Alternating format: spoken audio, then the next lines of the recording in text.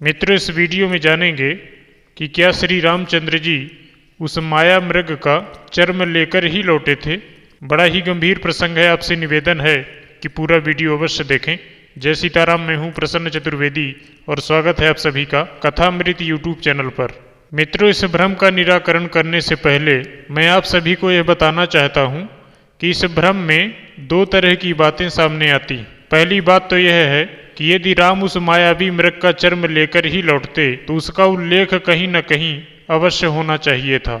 और दूसरी बात यह है कि यदि मृग का चर्म नहीं लाए तो फिर वह सीता के द्वारा कहा गया वचन कि सत्य संध प्रभु कैसे रहता। फिलहाल यह शंका होना स्वाभाविक है। इस शंका के निराकरण के रूप में वाल्मीकि रामायण के अरण्य कांड के सर्ग 44 में श्लोक 17 के अनुसार मारीच ने मरते समय अपना बनावटी रूप त्याग दिया था। इससे सिद्ध होता है कि श्री राम बिना मृग छाला के ही लौटे।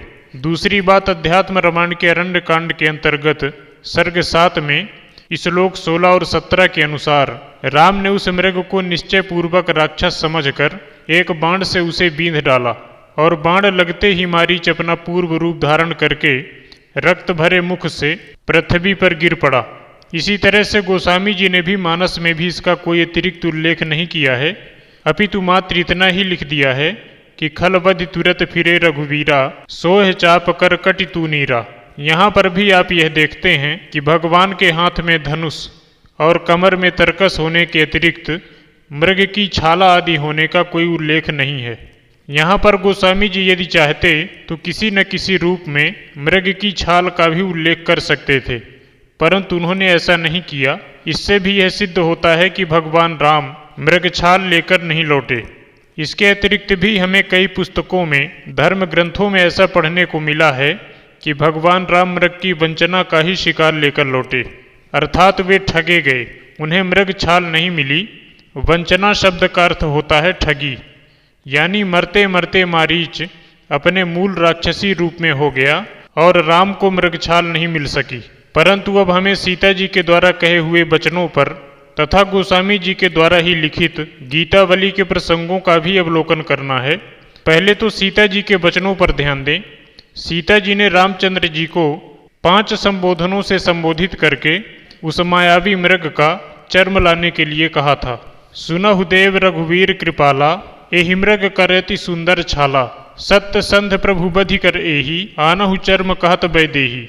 अब यदि प्रभु राम चर्म नहीं लाए तो सीता जी का वचन पूरा होने से गया। गोस्वामी जी ने तो मानस में मात्र यही लिखा है कि खलबधि तुरत फिरे रघुवीरा, सोह चाप कर कटि तू नीरा, परंतु उन्होंने अपने ही द्वारा रचित राम गीतावली में कुछ और ही लिखा है। वहाँ पर लिखते हैं कि हेम को हरनि हनि फिरे रघुकुल मनि, लखन ललित कर लिए मृग छाल, आवत आश्रम चले सगुन ना भय भले, फरके बाम बाहु लोचन विशाल। यहाँ पर मानस और गीतावली में मतैक्यता नहीं है, दोनों के अलग अलग मत हैं, दोनों में विरोधाभास है। अब यहाँ पर यह बात समझ में नहीं आती कि किस बात को सत्य अथवा ठीक माना जाए। अब इस भ्रम के लिए मेरी समझ में 2 बातें आती हैं। पहली बात तो यह है कि गोस्वामी जी ने मानस में नाना पुराण निगमागम सम्मतम का वर्णन किया है तथा यह वर्णन किसी एक कल्प के प्रभु राम के चरित्रों का वर्णन नहीं होकर अनेक कल्पों की राम कथाओं के राम के चरित्रों का वर्णन और उसका संगम है। मानस में तो स्पष्ट उल्लिखित है कि कल्प भेद हरिचरित सुहाए, अर्थात यह दोनों प्रसंग कल्प भेद से ही सही हो सकते हैं। संभव है कि राम की माया शक्ति से वह मारीच अपने पिछले रूप में ही रह गया हो और खुद मारीच का वह चर्म जो माया की थी, मायापति श्री राम की प्रेरणा से चर्म ही बनी रह गई हो। गीतावली की कथा में वर्णित प्रसंग संभव है किसी अन्य कल्प का हो, अथवा मानस में ही वर्णित प्रसंग गीतावली से अलग किसी अन्य कल्प की कथा हो। इस तरह से दोनों बातें संभव हैं। संभव है जिस कथा का उल्लेख गीतावली में है वह अन्य कल्प की कथा हो, तथा जिस कथा में भगवान मृग छाल लेकर नहीं लौटे उसका वर्णन मानस में हो। दूसरी बात जो मेरी बुद्धि में आती है, यह भी संभव था कि रामचंद्र जी ने सीता जी के वचनों को पूरा करने के लिए तथा लक्ष्मण जी, जिन्हें भगवान की इस लीला के बारे में किंचित भी ज्ञान नहीं था, उनसे भी यह बात छिपाए रखने के लिए कि मैंने वास्तव में वह मृग मार दिया है और उसकी यह छाल है जो मेरे हाथ में है। अन्यथा लक्ष्मण को भी शंका हो सकती थी कि या तो राम द्वारा मृग मारा नहीं जा सका या फिर वह भाग गया। लक्ष्मण के मन में यह संदेह न आने पाए, इसके लिए राम मृग छाला लिए रहे हों। भगवान की प्रेरणा से उस मृग रूपी मायावी मारीच की माया मृग की छाल परिवर्तित न हुई हो। माँ सीता की उत्कंठा की बिना पूर्ति किए ही प्रभु राम खाली हाथ लौटे, यह भी तो संभव प्रतीत नहीं होता।